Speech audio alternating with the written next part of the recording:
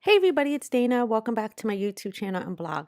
Today I'm going to be making a birthday card using the DecoFoil Clear Designer toner sheets. They are so cool to work with, as well as some DecoFoil in rainbow colors. So let's go ahead and get started. So a little bit about this packaging. These clear toner sheets come in large sheets, so you can cut these down to any size that you need them for your project. This one here is called Paint Splatter, and I absolutely love it. I've used this before in a periscope, and they turn out so cool.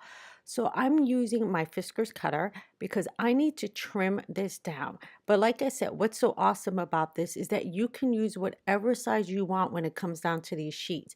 Just trim them down to a regular standard card like I'm going to do today, or you can make larger projects with these. So I'm going to trim off some of the edge that is just the clear plastic because I want this foil to go from end to end. Next, I'm going to come in and trim it down to a little bit smaller than a regular standard size card because I do want to have a little bit of border around this.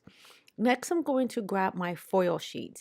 Now, sometimes getting these out of the package could be a little bit difficult, but when I take these out, I fold back the sticky part first, and then I go in and grab my sheet. Sometimes if you don't do this, your foil might stick to the stickiness of the packaging, and it can mess up your foil. So look how gorgeous this rainbow foil is. Like I said, I've used this foil in the past and I absolutely love it. I'll make sure to link to a video above of when I use this foil. Next, I'm going to come in with a rotary cutter. And to me, this is the easy way to cut down my foil pieces. Instead of using a regular pair of scissors, I just use my cutting mat and this rotary cutter, and I'm able to get the perfect slice every single time. Now, on these foil sheets, there's two sides. There's like a dull side and a shiny side. So I'm going to place this down on the dull side, not the shiny side of this. I'm just going to line up my foil, place it on top, and now I need to run this through my laminator.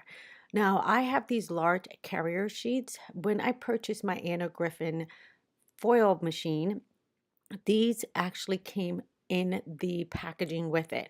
So I've always kept these on hand. Now you can use any laminator you want, and you really don't need to have a carrier sheet if you just use a piece of white paper. Now my machine has been heating off to the side, and it's actually on number 3. So it's nice and hot and ready.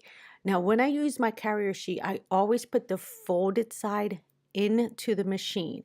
This works best with foiling, so your foil does not have an opportunity to shift and everything stays lined up.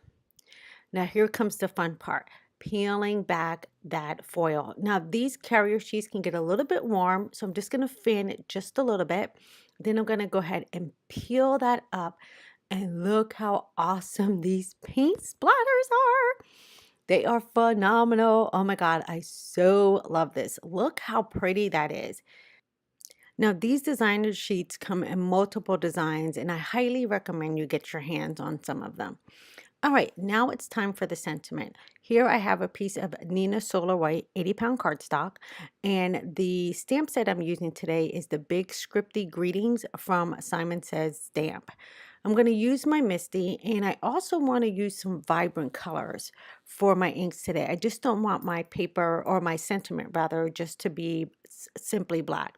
So I grabbed out a few of my Catherine Pooler inks in very vibrant colors, and I'm going to go ahead and almost like tie-dye this.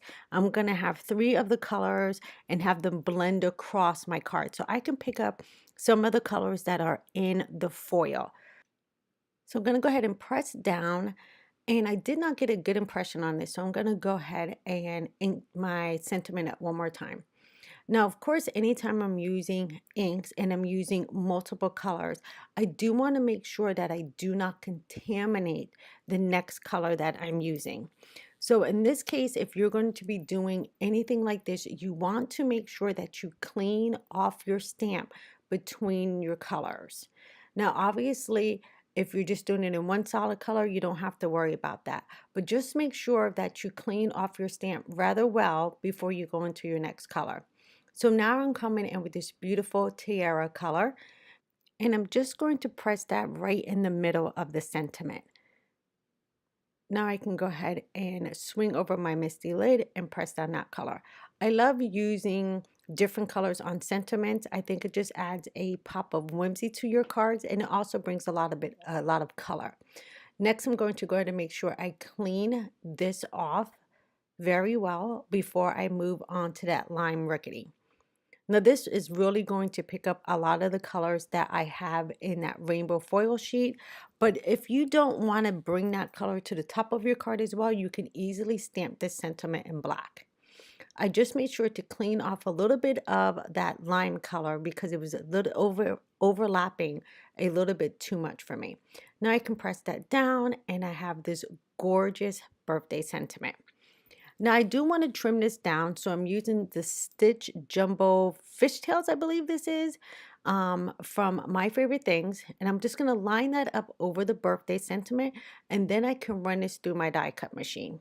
All right, it's time to assemble the card. I went ahead and put my adhesive behind the splatter marks on this foil, and that is the way I'm able to adhere this to my white card base. And look how fun and vibrant and so cool this card is. All right, so now I can go ahead and press that down. And now I can go ahead and bring in that sentiment panel. And then you can see how great it picks up all that beautiful color from the foil.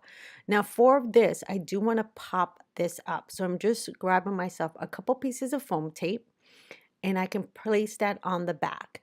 Now, this foil from DecoFoil, there's plenty of colors to choose from. I think the next one I'm going to work with is a cheetah print, which will go to one of my girlfriends who just loves cheetah prints. And I'm going to make her a birthday card using the same technique. Now, since I have that down, I just need to peel off the backing to my foam tape and place this centered onto that card panel. Now you can use these toner sheets to make shaker cards. I think they're brilliant to make shaker cards, but also if you just want something that's clean and simple and not too fussy, they're perfect to use this way as well. Now, since I have that down, I just want to add a few of Pretty Pink Posh. These are like flat back silvery disc. I'll link all the products below that I used on this card, and I'm just going to scatter those around. Just a few of these are just going to add a tad bit of sparkle to my card without really overwhelming it or competing with the colors that I already have. For my adhesive today, I'm using the Gina K Connect Glue. I have this handy little pin now sitting off to the side of my desk, and it just makes it perfectly when I need to add just some small sequins or just some small embellishments to my cards. So that is it, you guys. The card is totally complete. Thank you guys so much for hanging out with me, and I'll see you in another video soon. Take care, everybody. Bye-bye.